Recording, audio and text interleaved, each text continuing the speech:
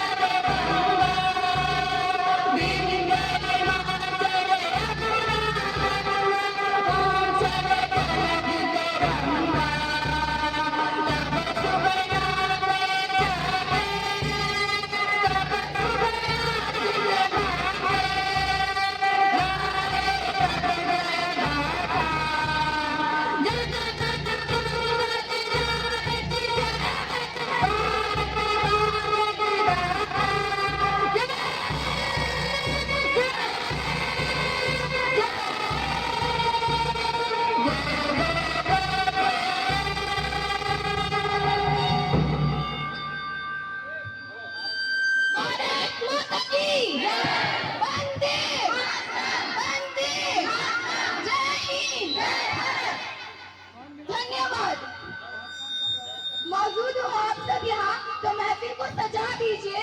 मौजूद हो आप सब यहाँ तो महफिल को सजा दीजिए। खुशनुमा हो जाएगा माहौल यहाँ का, एक बार ताली तो बजा दीजिए। तिरंगे का अर्थ भारतीय राष्ट्र ध्वज। तिरंगे के 3 रंग हैं, केसरिया, सफेद, हरा। केसरिया तिरंगे के ऊपरी पट्टी में केसरिया रंग होता है। यह रंग देश की शक्ति, साहस, त्याग और बलिदान का प्रतीक है। साथ ही हमें अपने कर्तव्यों का बोध भी करता है। तिरंगे के बीच वाली पट्टी सफेद रंग की होती है। यह रंग शांति, सच्चाई, एकता और पवित्रता का प्रतीक है। साथ ही यह सबका साथ, सबका प्रयास करने का भी प्रतीक है। तिरंगे की सबसे निचली पट्टी हरी रंग की होती है। यह रंग उदारता, वृद्धि और भूमि पवित्रता को दर्शाता है। साथ ही यह भारत का पर्यावरणीय लक्ष्यों और समृद्धि और खुशहाली का भी प्रतीक है। तिरंगे के बीच में अशोक चक्र होता है। यह चक्र गतिशील का प्रतीक है। इस धर्म चक्र को विधि का चक्र कहते हैं, जो 3री शताब्दी ईसा पूर्व मौर्य सम्राट अशोक द्वारा बनाए गए सम्राट मंदिर से लिया गया है। इस चक्र का प्रदर्शन करने का आशय यह है कि जीवन गतिशील है और रुकना का हम लोग जा रहे हैं।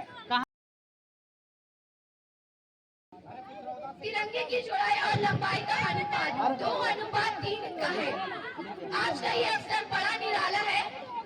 लो आज का बाजवा कहाँ इसे बाज रहा है? आज का ये अवसर बड़ा खड़खड़ा रहा है। आज यहाँ नूर बरसने वाला है। एक बार जोरदार तालियां बजा दीजिए, क्योंकि कार्यक्रम अब शुरू होने वाला है।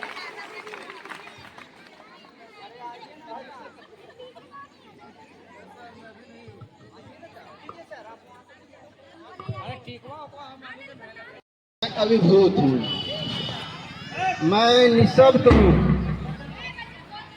जैसा कि सबको मालूम है, आज हम लोग 78वां स्वतंत्रता दिवस मनाने के लिए इकट्ठा हुए हैं। मैं किसान उच्च विद्यालय मदरडी के तरफ से इस संस्था के प्रधान होने के चलते यहाँ उपस्थित सभी शिक्षक, शिक्षिकाएं और विद्यालय परिवार के सभी सदस्य, छात्र छात्राओं सभी को मैं स्वतंत्रता दिवस का हार्दिक शुभकामना देता हूं। इस विद्यालय प्रांगण में हार्दिक अभिनंदन करता हूं। आज हर भारतीय के लिए गर्व करने का दिन है। हर भारतीयों को अपने आप गरूर करने का दिन है।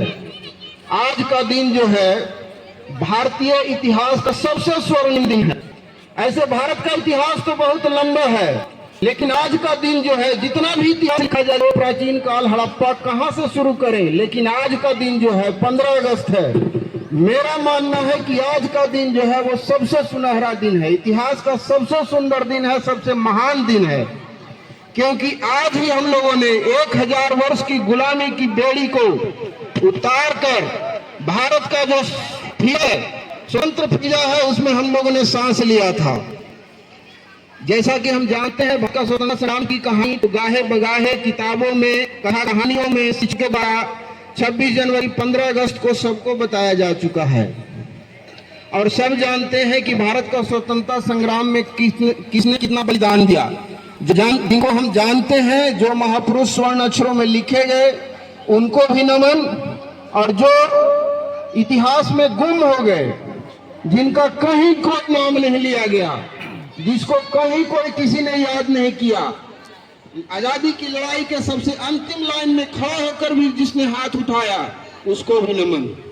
मेरे तरफ से, मेरे स्कूल के तरफ से, पूरे देश के तरफ से स्वतंत्रता संग्राम में बलिदान देने वाले सभी महापुरुषों को, चाहे वो छोटा हो या बड़ा हो, सभी को नमन। आज हम लोग स्वतंत्रता दिवस क्यों मनाते हैं? इसके पीछे मूल भावना ये होता है कि हमारा देश या इतिहास में जो गलतियां किया है, जिसके चलते हम गुलामी की बेड़ी में जकड़े, उसको याद करें, उससे सबक लें, उससे सीखें। हम ऐसा कोई कार्य नहीं करें, हमारा ऐसा कोई गतिविधि नहीं होना चाहिए जिससे कि भारत फिर से उस रास्ते पर चल पड़े। दूसरा कारण, हमारे जो स्वतंत्रता सेनानी के महापुरुष थे, उन्होंने जो भारत का स्वप्न देखा,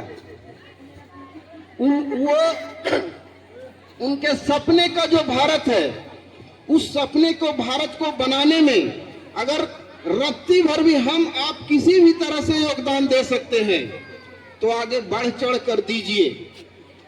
हम उस सपने की तरफ आगे बढ़ रहे हैं।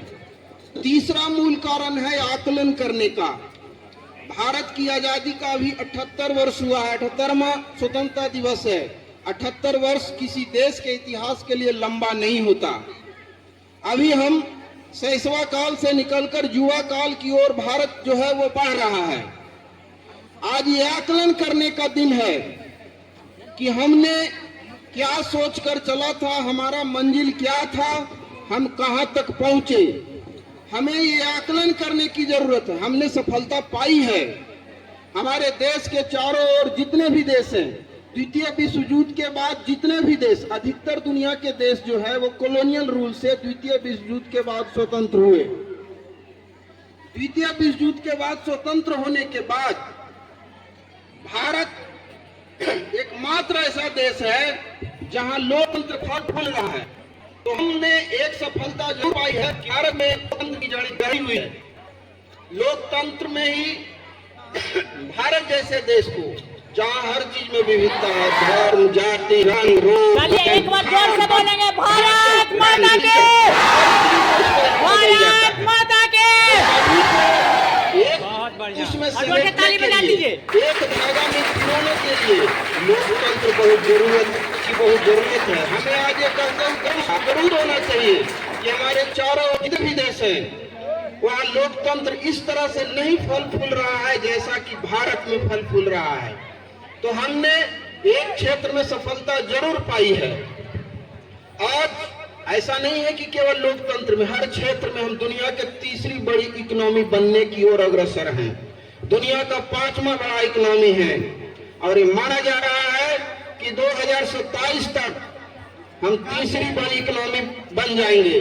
दुनिया में जितने भी देश का ग्रोथ रेट है उसमें सबसे तेज दौड़ता हुआ ग्रोथ रेट आज भारत का है। कहाँ कहाँ आकलन किया जाए। अंतरिक्ष के क्षेत्र में हम आगे हैं, खेत के क्षेत्र में भी हमारी धमक सुनी जा रही है। विश्व का कोई फोरम हो, भारत की बात को अब ध्यान से सुना जाता है, चाहे वो यूनाइटेड नेशन हो, कॉमनवेल्थ हो या दुनिया का कोई भी मंच हो। भारत की बात को ध्यान से सुना जाता है और उसको फॉलो किया जाता है। कहीं दुनिया के किसी भी क्षेत्र में कन्फ्लिक्ट हो, किसी भी क्षेत्र में विवाद हो, पूरा दुनिया भारत की ओर इस आशा के साथ देखता है कि भारत ही एकमात्र ऐसा देश है जो शांति का पहल कर सकता है, दोनों गुट से बात कर सकता है, दोनों को एक मंच पर ला सकता है। और कई चीजें हैं, कितना गिनाया जाए, और बहुत प्रोग्राम अभी आगे बढ़ना है। Science and technology, sports, agriculture में भी हम दुनिया से आगे हैं। माना जाता है कि भारत अगर कहीं भी कुछ न हो तो अकेले पूरे दुनिया को सालों साल भोजन करा सकता है। रूस यूक्रेन युद्ध जब शुरू हुआ तो दुनिया में माना गया कि खाद्यान्न का संकट होगा, तो पूरा दुनिया का ध्यान जो है वो भारत के ही तरफ था कि दुनिया में अगर खाद्यान्न संकट आता है तो अब भारत ही एकमात्र ऐसा देश है जो उसको फुलफिल कर सकता है। तो हम हर क्षेत्र में आगे बढ़ रहे हैं और उम्मीद करते हैं कि आगे बढ़ते रहेंगे। और ये मैं ईश्वर से प्रार्थना करूंगा, परवरदिगार से मैं प्रार्थना करूंगा कि ये दिन जो है अनंत काल तक ऐसे ही चलता रहे। अनंत काल तक 15 अगस्त को हम झंडा फहराते रहे और दुनिया को अपनी धमक दिखलाते रहे कि हम भारतीय जो है वो दुनिया के रेस के दौर में जो है वो सबसे अगली कतार में खड़े हैं, अगली पंक्ति में खड़े हैं। अब अमेरिका हो, रूस हो, दुनिया का कोई गुट हो, भारत को आंख नहीं दिखाता है, भारत को अपने गुट में लेने के लिए विनती करता है कि आप हमारे साइड आइए। लेकिन भारत किसी गुट में आज तक नहीं रहा है। गुट निरपेक्ष आंदोलन इस देश का भारत को जो है दुनिया को गुटों में बांटने में नहीं विश्वास करता है। हमारा देश का पुराना ये लोगो है, ये मान्यता है, भारतीय कल्चर का ये पार्ट है। एक one earth one family, one earth one family, बस कुटुंबकम। हम पूरा दुनिया को एक परिवार मानते हैं। और ये भारत देश जो बगीचा है इसमें तरह तरह के फूल हैं। एक डिप्लोमेट का हमको बात याद आता है, पाकिस्तान गए थे। पाकिस्तान में उनको एक लाहौर के बड़ा लाहौर विश्वविद्यालय में एक प्रोग्राम रखा गया और उनको वहां घुमाया गया, पूछा गया कि हमारा ये कैसा लग रहा है बगीचा। तो उनका कहना था कि आपके बगीचे में मात्र एक ही तरह के फूल हैं, लेकिन हमारा देश का जो बगीचा है उसमें हर तरह के फूल हैं, हर तरह के लोग हैं, हर धर्म के लोग हैं, हर जाति के लोग हैं और अंत में सब हिंदुस्तानी हैं। अंत में सब हिंदुस्तानी हैं। आज का पर्व जो है महान पर्व है। इसको हम सभी धर्मों में जितने भी पर्व मनाए जाते हैं उससे महान मानता हूँ। हिंदुओं का पर्व है, हिंदू मनाते हैं। मुसलमानों का पर्व है, मुसलमान मनाते हैं। सिख का अलग है, क्रिश्चियन का अलग है, लेकिन 15 अगस्त 26 जनवरी जो है वो सबका है। इस सबका पर्व है। इसको सब उसी लालसा से मनाते हैं। सभी धर्मों, सभी त्योहारों में सबसे ऊपर है ये राष्ट्रीय महापर्व है। आइए हम सब मिलकर इस पर्व को मनाएं और ये प्रण लें। ऐसा नहीं है कि जो व्यक्ति बॉर्डर पर खड़ा है वही देशभक्त है, वही देश का सेवा कर रहा है। नहीं, जो व्यक्ति जो कार्य कर रहा है वो देशभक्ति में लगा हुआ है। टीचर अगर अपने कर्तव्य को क्लासरूम में बढ़िया से निभाता है तो उसकी देशभक्ति है। किसान खेत में काम कर रहा है तो उसकी देशभक्ति है। विद्यार्थी मन लगाकर पढ़ रहा है तो उसकी देशभक्ति है। कहीं न कहीं हम लोग देश के विकास में अपना योगदान दे रहे हैं और हर भारतीय का ये मूल कर्तव्य बनता है, ये मूल धर्म बनता है कि हम डायरेक्टली और इनडायरेक्टली अपने देश के विकास में योगदान दें और देश को अग्रगणी पथ पर लेकर चलें। हर भारतीय का कर्तव्य है। इन्हीं शब्दों के साथ और प्रोग्राम होना है। मैं अपनी वाणी को विराम देता हूं और एक बार फिर मेरे तरफ से इस प्रांगण में उपस्थित सभी भद्रजनों को, सभी लोगों को मेरे तरफ से स्वतंत्रता दिवस की हार्दिक शुभकामनाएं। विद्यालय में हार्दिक अभिनंदन, स्वागत है। जय हिंद, जय भारत।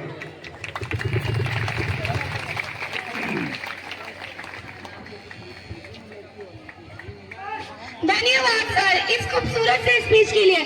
सर के लिए एक बार फिर से जोरदार तालियां बजा दीजिए। अपने इस कार्यक्रम को आगे बढ़ाती हूँ और पहले ग्रुप को बुलाना चाहती हूँ।